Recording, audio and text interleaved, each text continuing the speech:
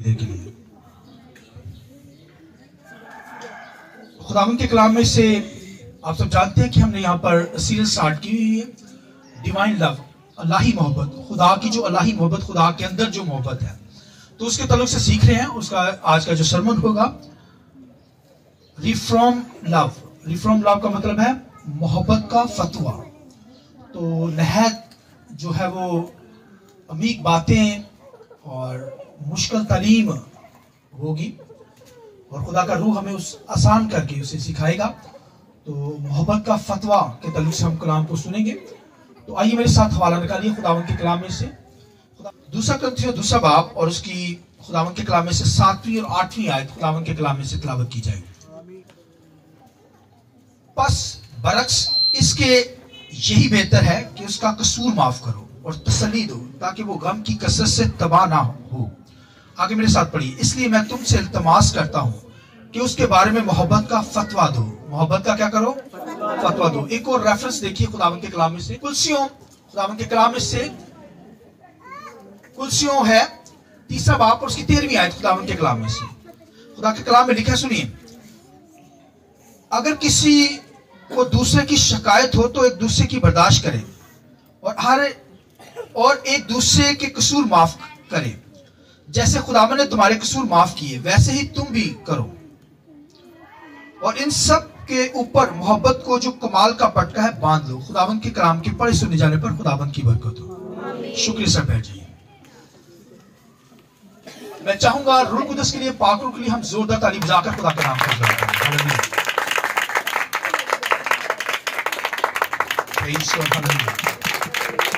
Hallelujah, hallelujah, तालियां मेरे पे जो जैसे बनी चाहिए। Hallelujah, praise God, yes.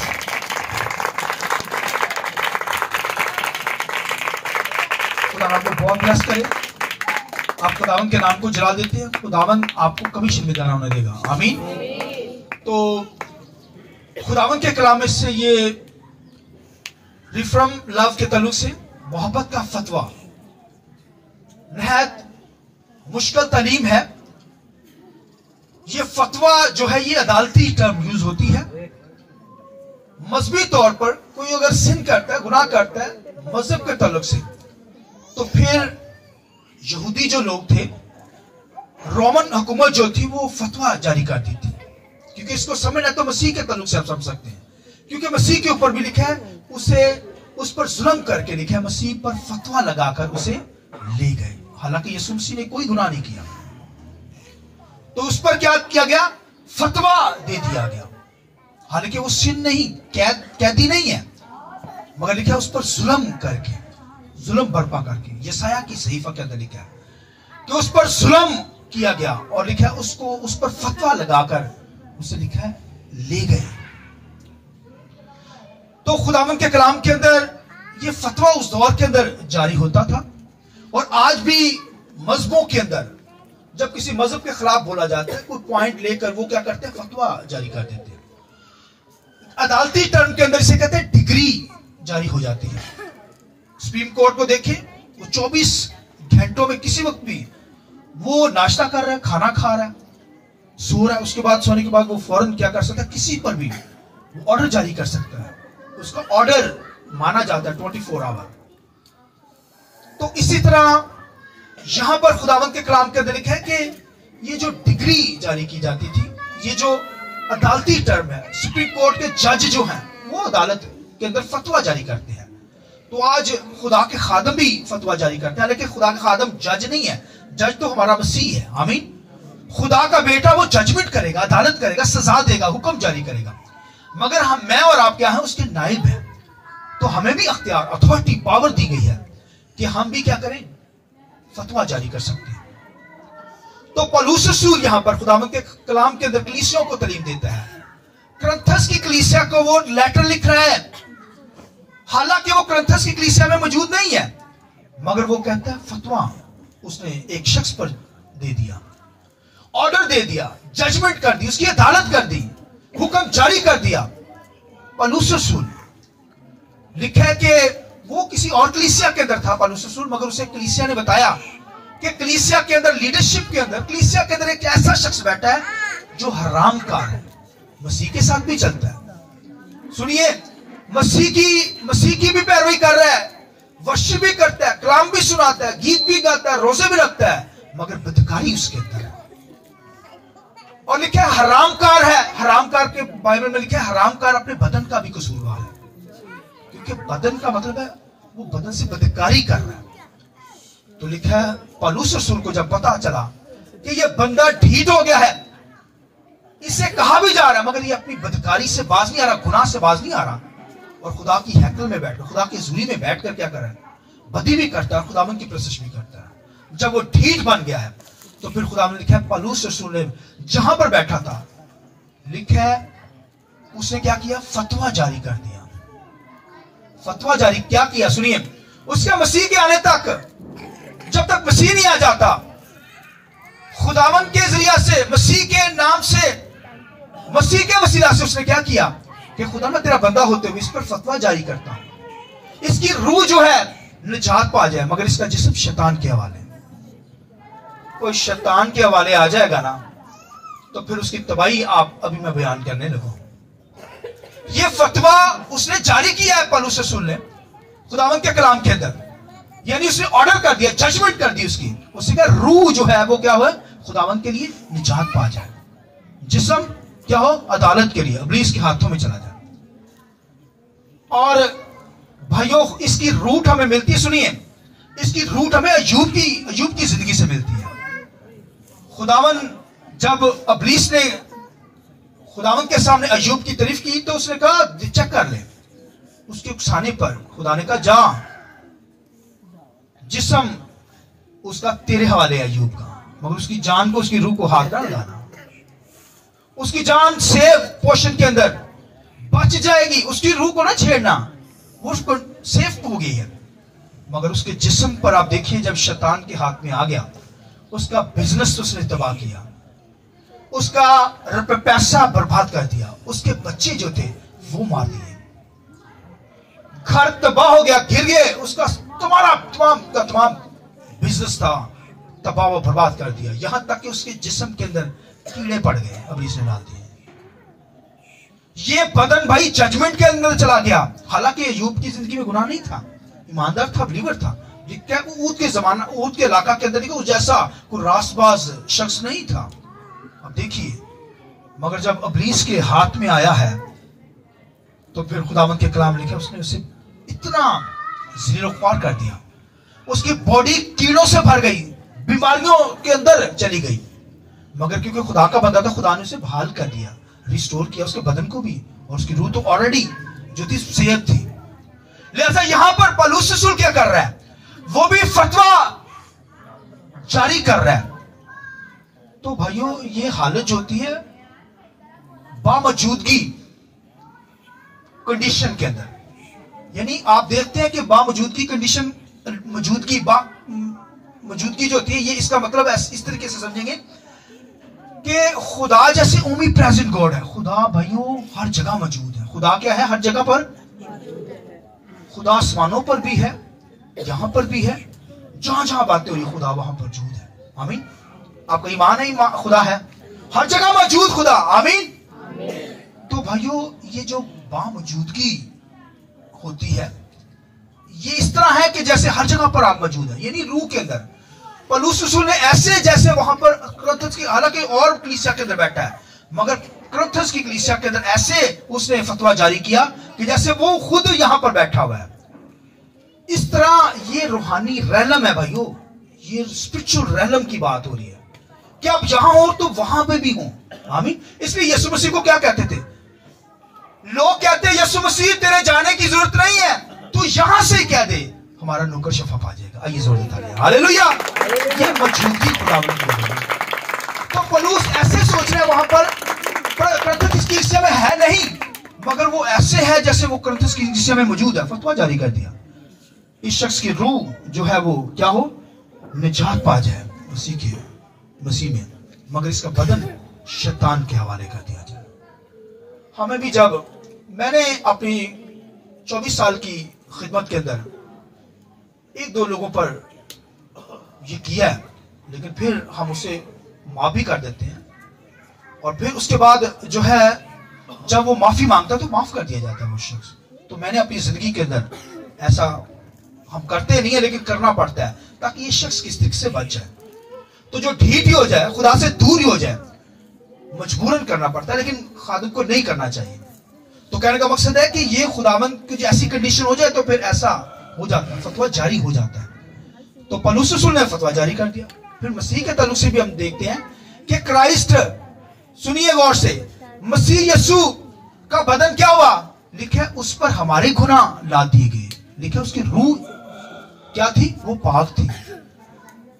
मसीह ने कोई गुनाह नहीं किया, मसीह ने कोई, मेरे तो देखें, मसीह ने कोई गुनाह, मगर उसका जिस्म लिखा है हमारी खातर, लिखा वो घायल किया गया, हमारी खातर वो क्या किया गया? उस पर सियासत हुई, मारा गया।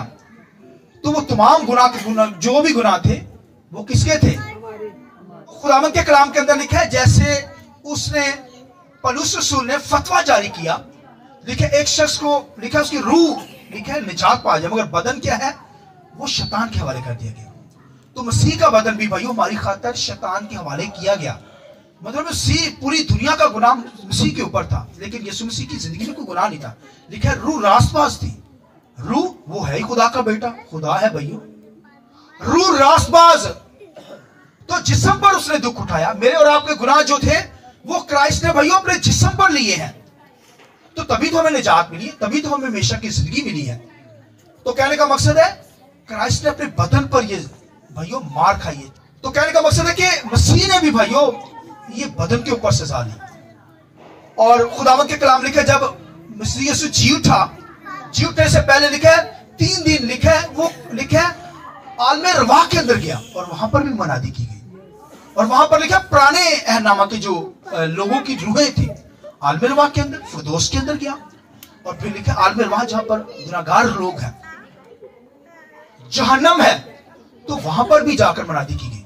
और लिखा वहां के लोगों ने जो मसीह को कबूल किया है, तो फिर मसीह को जब कबूल किया तो फिर लिखा है जब आसमान पर जजमेंट होगी, आसमान पर ईमानदार होंगे, तो फिर लिखा है उस वक्त, क्योंकि जिस्म तो उनका कब्रों के अंदर है मगर रूह वहां पर आलमी रवाह के अंदर। तो लिखा है रूह ने जब कबूल किया तो फिर लिखा है रूह सेव हो गई है। रूह क्या हो गई है? क्योंकि रूह ने कबूल कर लिया मसीह को आलमी रवाह के अंदर, लिहाजा रूह बच जाएगी, मगर जिस्म जो है क्या होगी? जिस्म को सजा मिलेगी जहन्नम के अंदर, ये दी जाएगी, मगर रूह लिखा है बच जाएगी। इसलिए बाइबल लिखा है अगर तेरा हाथ तुझे ठोकर खिलाता है उसे काट डाल, टुंडा होकर खुदा की बादशाही में दाखिल हो जाना तेरे लिए सही है। आंखें अगर गुमराह करती है, एक आंख गुमराह करती है, उसे निकाल फेंक, काना होकर खुदा की बादशाही में, बोलिए, दाखिल होना तेरे लिए सही है। तो अब देखिए, 2 टांग रखते हुए अगर एक टांग तुझे बदी की तरफ ले जाती है, एक टांग को काट डाल, लंगड़ा होकर तू आसमान की बादशाही में चला जा। कलीसिया बेशक लंगड़ी हो,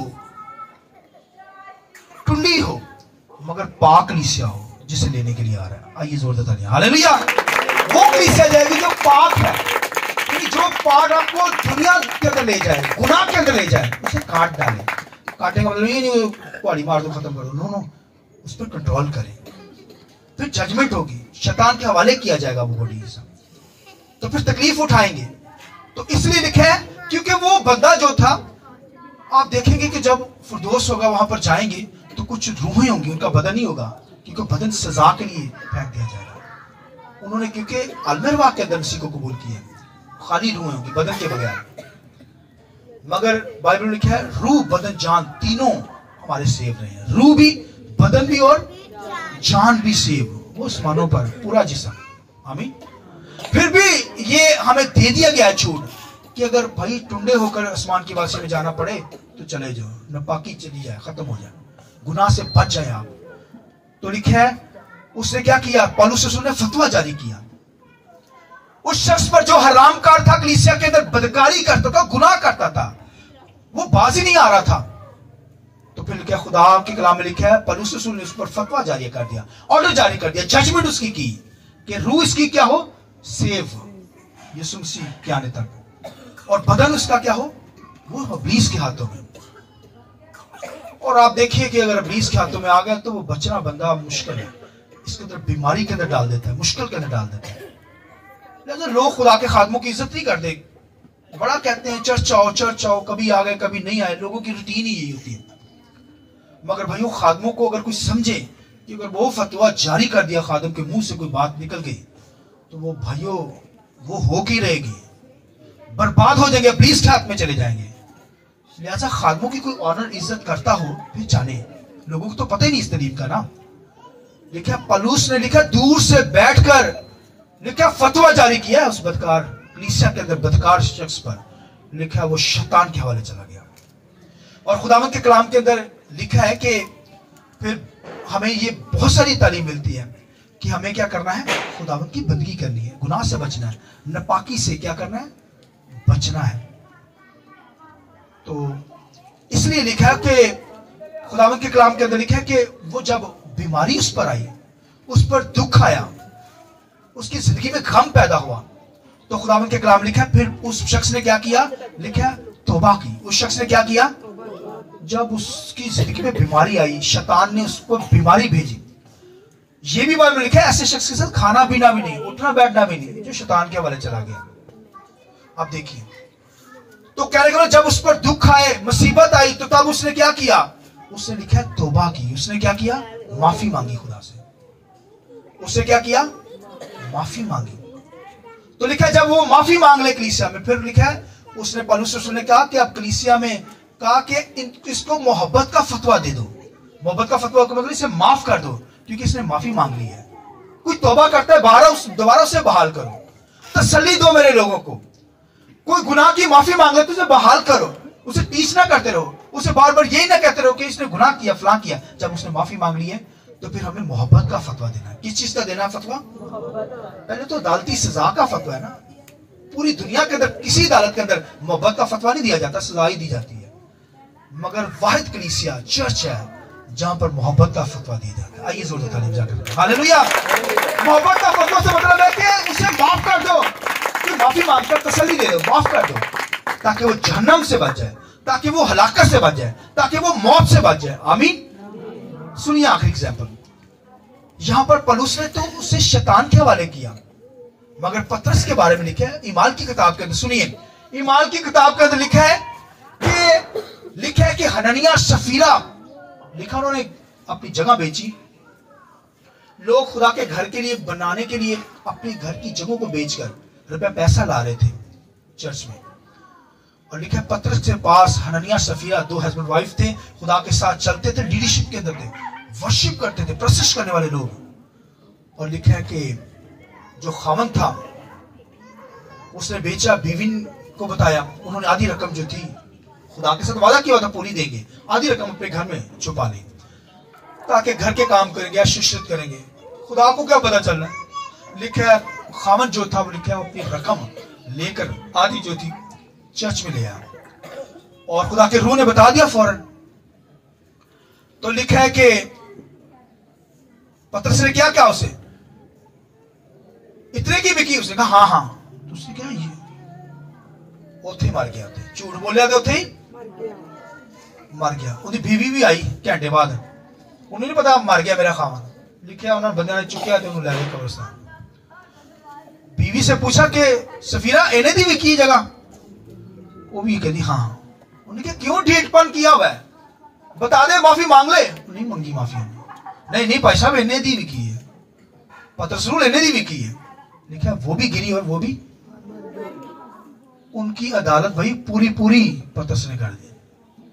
यहां पर पौलुस रसूल तो थोड़ी रूह को क्या कर रहा है, सेव कर रहा है। उसने रूह को सेव नहीं किया, उसने रूह और बदन को क्या किया, शैतान के हवाले कर दिया, और दोनों की डेथ हो गई, दोनों की। लिखा कलीसिया पर खौफ छा गया। क्या लिखा है ईमाल किताब में? कलीसिया में खौफ छा गया। पतरस ने जो यहां पर भाइयों ऑर्डर जारी किया है, पतरस ने जो फतवा जारी किया है, उसके जरिए से रूह बदन जान उनके, मतलब कि मोहब्बत का फतवा तो वहां चलेगा जो माफी मांग लेगा, जो माफी मांगेगा। भाई वो माफी मांग लेते बच जाना था, बीवी माफी मांग ले, वो ढीठ ही बन गए। आज भी दुनिया के अंदर लोग ढीठपन का शिकार हो जाते हैं। ऐसे ढीठ क्या बताया, बार बार कहा जाता है चर्च आए, बार बार कहा जाता है इबादत करें, खुदावंद की वर्शिप करें, उन्होंने अठ धर्मी पकड़ी होती है। तो भाइयों यहां पर लिखा है पतरस ने जो जजमेंट की फतवा जारी किया है, तो फिर लिखा है उनकी हलाकत ही होगी दोनों की। मगर पौलुस रसूल ने यहां पर बाइबल में लिखा है, उसने कहा इसने तौबा कर ली है तो मोहब्बत का फतवा दे दो। मोहब्बत का कर दो, मोहब्बत के जरिए से माफ कर दो। तो मोहब्बत का फतवा यही, हमें एक दूसरे को माफ करना है। हमें क्या करना है? इस तरह एक दूसरे को। यीशु मसीह ने कैसा फतवा जारी किया आपको पता? सलीब के ऊपर था, उससे क्या है, बाप इनको माफ करके क्योंकि ये नहीं सारी दुनिया को माफ कर दिया। कैसी बात है? ये फतवा यीशु मसीह ने जारी किया और क्या, माफ कर दो सारी दुनिया को। यहां तक कि जो डाकू था एक, उस पर भी फतवा जारी किया, उस पर तो मोहब्बत का फतवा जारी कर दिया। आइए जोरदार तालीम जाए, हालेलुया। उससे क्या मोहब्बत का फतवा ये है कि तू आज ही मेरे साथ परदोष में हो। आइए खुदावंद की जलाल के लिए जोरदार तालीम, हालेलुया। ये भाइयों ऑर्डर जारी किया इसलिए मोहब्बत का फतवा दे दिया कि तू आज ही मेरे साथ कहां होगा। हम भी भाई अपनों को माफ कर दिया करें, जो माफी मांगते हैं माफ कर दे। किसी ने आपका कसूर किया, माफ कर दे। कोई आपसे माफी मांगता है, माफ कर दे। मोहब्बत का फतवा हमें जारी करना है, क्योंकि मसीह ने सारी दुनिया को माफ किया, हमें भी माफ करना है। तो मैंने तो दुनिया के अंदर देखा बड़े बड़े लोग हसद ही रखते हैं, अंदर बहुत माफ करते ही नहीं है, कहते हैं नहीं माफ करना। सहेलियों की लड़ाई होती है, कहते नहीं माफ करना। दोस्तों की लड़ाई होती है, माफ ही नहीं करना सारी जिंदगी में।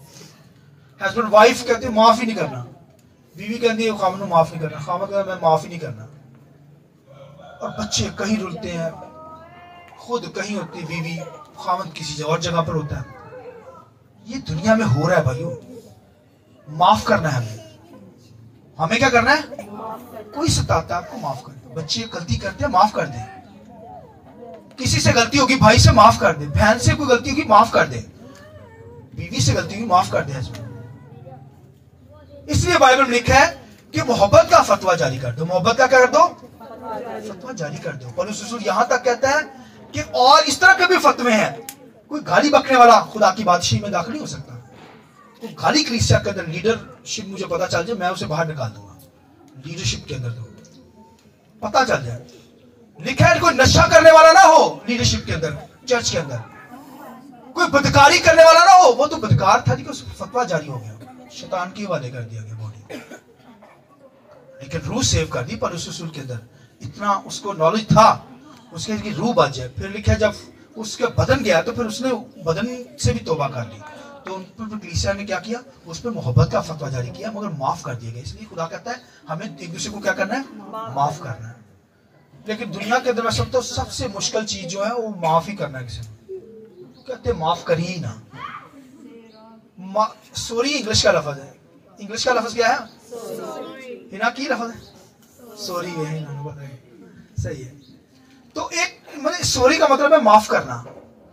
तो सॉरी कहना कितना मतलब, कितना टाइम लगेगा किसी को पता? 1 सेकंड है। चलो प्रैक्टिस करिए सॉरी करने। हाँ जी, मैं कहूँगा 1 2 3। चंदा तेरी आवाज आनी चाहिए, सबने कहना सॉरी, ठीक है? 1 2 3 सॉरी। तो मैं चाहता हूँ देखिए 1 सेकंड भी नहीं लगा तो आपने सॉरी कह दिया। तो अगर सॉरी नहीं कहते तो फिर लिखे रंजिशें, जुदाइयां, दूरियां बढ़ती चली जाती है। कोई आपको दुख देता है, माफी मांगता है, माफ कर दे। किसी ने आपका गुनाह किया है, माफी मांगता है, माफ कर दीजिए। मसीह की तालीम है कलीसिया के अंदर भाइयों, मोहब्बत का फतवा जारी करना है, माफ करना है। हो जाती है गलतियां, हो जाती है खताएं, हो जाती है इंसानों से, ठीक है ना, एक दूसरे से हो जाती है। कोई गालियां भी निकाल सकता है, कोई आपको दुख भी दे सकता है। आपको हो सकता है टफ टाइम के अंदर आपका साथ ना दिया हो, आपको नहीं छोड़ना। मगर खुदा क्या कहता है? पौलुस रसूल कहता है मोहब्बत का फतवा जारी कर दो, माफ कर दो। आमीन। तसल्ली दे दो इसे को मैंने माफ कर दिया है, हालेलुया। जब भी डाल लें उसके साथ, हालेलुया। तो सुलह जरूरी है, आमीन। तो हमें भाइयों मसीह ने माफ किया, हमें भी मसीह की पैरवी करनी है और हमें भी एक दूसरे को क्या करना है? माफ करना, फतवा जारी करना है, मोहब्बत का फतवा। आइए अपने सर को झुका के बंद करिए, दुआ करें। मैं चाहूंगा आइए सब खड़े हो जाइए। खुदावंद के कलाम में लिखा है तसल्ली दो मेरे लोगों को, तसल्ली दो जिस तरह मसीह ने माफ